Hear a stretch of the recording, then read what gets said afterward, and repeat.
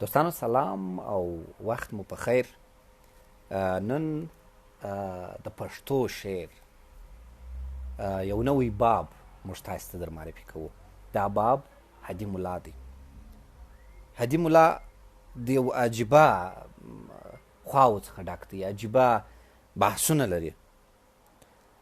یو شعر دی: تښته ځان ساته زاهده، چې د جام او شونډو جنگ سو، د توبې کلی دی وران سو، د ثواب بازار دی رنګ سو. دا د خم د زړګي جوش دی که هنر د می فروش دی، چې مستان غرونو ته خیږي، چې جهان ور باندې تنگ سو. د ګمراه عقل زندان یې له هیبته لوټي لوټي، دا د کوم بدمسته حل دی، دا د څنګه زنځیر شرنګ سو، چې د زلفو په زندۍ نړول تقوا د غرونو، د تقوا غرونه، چې د زلفو په زندۍ نړول د تقوا غرونه. نن یې شونډې هم ترخې سوې، نن یې پاک د تورې زنګ سو. د ناپو وایز عتاب و، چې مستي مو بدمستي سوه، د رباب د غوږ له تاوه پورته څه جانسوزه ترنګ سو. په اسره یې ګټای نسې ملا جانه حساب مه کړه، ستا د عقل باچا خام دی، زما جنون غلام د رنګ سو. پس له مرګه مې یارانو دا دوه تورې سر ته لیکئ، نظرانه د مغرور حسن که قربان د عشق په ننګ سو. هدي ملا شاعر دی، ولې داسې شاعر نه دی لکه د اوس زمانې. زموږ د کلاسیک ادب تر ټولو غوره مثال او غوره نمونه ده. هدي ملا زموږ د کلاسیک باب یا د کلاسیکي شاعرۍ تر ټولو ماینازه شاعر ځکه بللی سو چې د کلاسیکي شاعرۍ ټول خوندونه پکښې کې دي. د حمید نازک خیالي پکښې کې ده: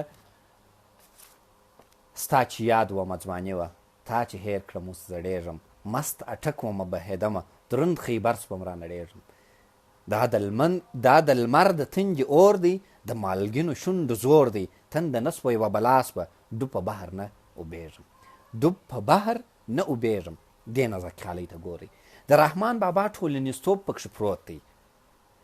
د رحمان بابا هغه رنګ پکښې کې دی چې ولس رحمان بابا همیش یاد پر ساتي.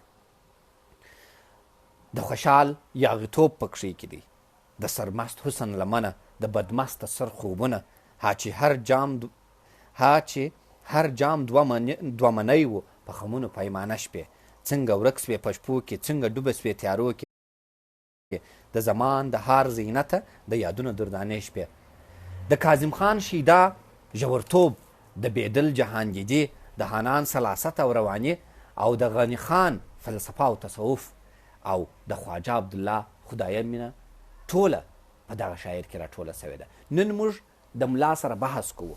هدي ملا ځان ته ملا ځکه وایي چې وایي زه تر ټولو ښه ملا یم. تر ټولو ښه ملا په دې معنا نه چې د مذهب ملا دی، بلکې د ژوند ملا دی.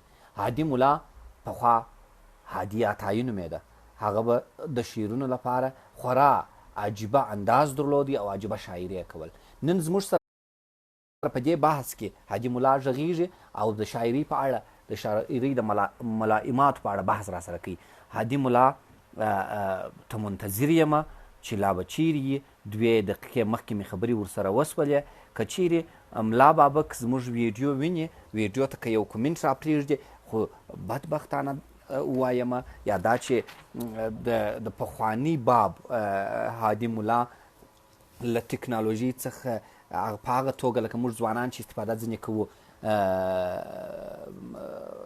هغسې استفاده نسي کولی. خو زه لا منتظر یم، خدای دې وکړي چې زما غږ اوري. که دی زما غږ اوري چې ویډیو ویو کړي او زه یې راواخلم. اجملا بابک، زه تا ته منتظر یم. که ته زما غږ اوري یا مې وینې، که مازې ویډیو ویو کړي، زه به تاسې ووینم. خدای دې وکړي چې ملا بابک زما اواز اوري. که چیرې دی مازې ویډیو ویو کړي، موږ به یې دفتن ووینو. دلته به زه کمپیوټر چالانه کم او په کمپیوټر کې به میسج ورته پرېږدم. زموږ یو ځوان شاعر ښاغلي نصیب حقپال د ملا بابک لاره نیولې ده او ډېر ښه شعرونه کله کله وایي. د ملا بابک سره یې ما شعرونه اکثره وخت یو ځای کړي دي او ملا بابک ښه حسني نظر هم ورته لري. ملا بابک لا نه دی راغلی، زه به دلته بیا وګورم، لا نسته. خدای دې داسې ورځ راولي چې موږ ټوله په دغه تخنیکي مسایلو او په ټکنالوژي تر ټولو ښه بلد واوسو. ملا بابک زه لا منتظر یم، زه به یو میسج ملا بابک ته پرېږدم که ملا بابک راغلی، موږ به یې را اډ کړو. دا دې ریکویسټ وکړي، اوس به په څو ثانیو کې را سره یو ځای شي. تاسې که د غني خان په اړه بحثونه لرئ، ملا بابک د غني خان په اړه تر ټولو غټ دریاب دی او هیچا به غني خان داسې نه وي پېژندلی لکه ملا بابک چې یې پېژني. د حاجي ملا بابک السلام علیکم. ملا بابک خدای مو راوله.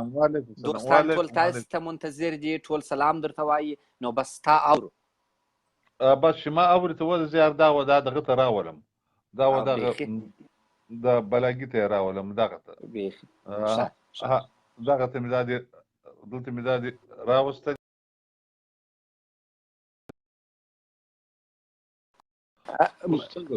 په دغه ځای کې سم یم ملا بابک، نور بلې خواته مه ځه، موږ چې وینو ټول دې اواز اوري. بس بسم الله کوو. دوستان تاسو ته سلامونه وایي، ستاسې سلام ته اوس بیخي نامې اوس بیخي سره سم شول. دا د غوږو څخه په دغه یم، د غوږو ته ودا نو دغه ښکنځ سوی ده، دغه سره وکړم هغه ځینې وکړه، موږ اواز سره اورو. ښه اواز سره اوري و ټول مو ویني او ټول ستاسې اواز اوري. ځنو زه په دغه دغو نه پوهېږم، مرهونه قسم ده که پوهېږم. اوس بیخي نامې یم لاسه بالا ماز پر راځه، خدای دې راوله، ټول سلام درته وایي. زما هم ټول ته سلام وایه. بس دا دې دغه یم دلته دی بیا د بل دغه راشي میسج نه راشي، بس هغه باندې هېڅ کار مه لره، بس شروع دی، بس دغسې بس مجلس به سره کوو. ځوانان اول شی چې ټولو ځوانانو پوښتنه کړې ده، وایي د حاجي بابک ژوند وایي راته ووایه. ما ویل حاجي بابک خپل ژوند خورا تر ټولو ښه موږ ته وایي. ستا په اړه، ستا د ژوند په اړه ډېر وخت نه واس، خلک معلومات کم لري، که داسې لږ لنډه کیسه راته وکړې. د ژوند د لنډه کیسه، د ژوند د اوږده کیسه، دا لنډه په دا 2 منټ دا تا لیونیان دا ټول کړي دي که فرصت ټوله د لیوني فرصت ټول راغلي دي، ټول منتظر دي. وایم چې ټول راغلي دي نو د خدای بنده دا اوس دا کیسه دا جمله بابا که لنډه بیا پوښتنه در څخه راواخلم. په دې خو خبر یم، زه به لنډ معلومات ورکړم چې تاسې د کابل پوهنتون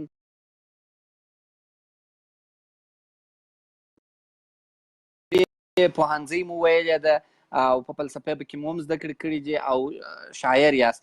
که داسې راسو چې دغه د شاعري څخه مستقیم شروع کړو، ډېرو ځوانانو دا پوښتنه کړې وه چې د غني خان په اړه ستاسې پېژندونکي یاست، ته غني خان موږ ته څنګه راپېژنئ؟ ملا بابک د تخنیکي ستونزې له امله لږ چې ووتی، زه به کوښښ وکړم چې بیرته یې راسره یو ځای کړم. دغه ملا بابک ته نږدې یو ځوان وای او دا د بحث یې راسره دغه کړی وای. دا دې بیا مې میسج ورته دغه کوي ورلی.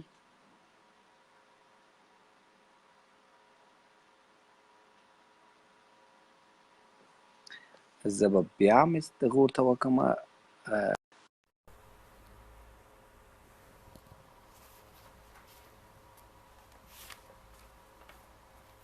زه به تر هغو تاسو ته د ملا بابک یو بل شعر ووایم چې تر څو زه دی بیرته را پیدا کوم.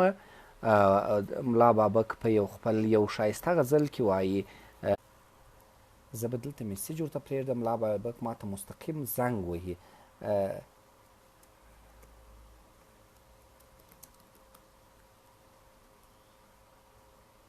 ملا بابک تاسې ویډیو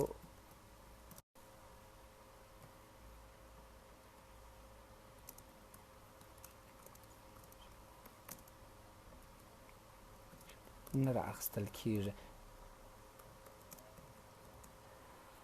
ملا بابک په یو غزل کې وایي، شیخ یې څاري د پله نښې، ما یې کور لیدلی دی، د کتلې د عشق تورې، ما یې زور لیدلی دی، دا اوږده قصه د زلفو چې څنګه وکولای سو چې ملا بابک بیرته راسره یو ځای کړو. ملا بابک بیا هم زنګ وواهه. ملا بابک په زنګ باندې زموږ لایف ویډیو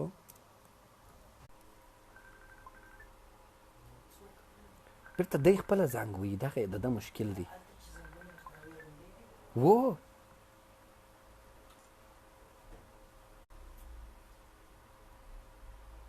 دوستانو که موږ ویني کته سو لایو ویډیو